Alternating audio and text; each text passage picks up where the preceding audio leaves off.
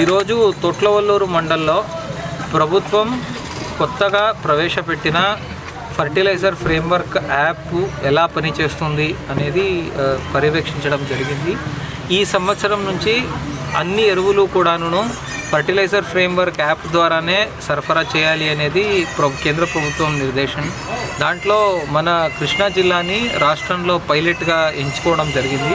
ఇక్కడ తోటోలు మండలికి వచ్చినప్పుడు ఇక్కడ రైతులు ఆ యాప్ నుంచి ఏదేది ఇబ్బంది ఉంటుంది అని అంతా వివరించడం జరిగింది.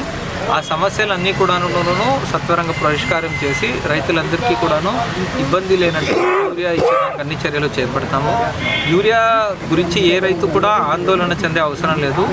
మనకు సరిపడనంత యూరియా స్టాక్ ఉంది.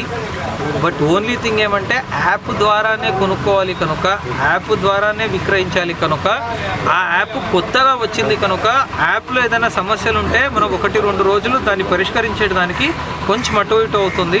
దానికి రైతులందరూ కూడా సహకరించాలని కోరుకుంటున్నాను. Thank you.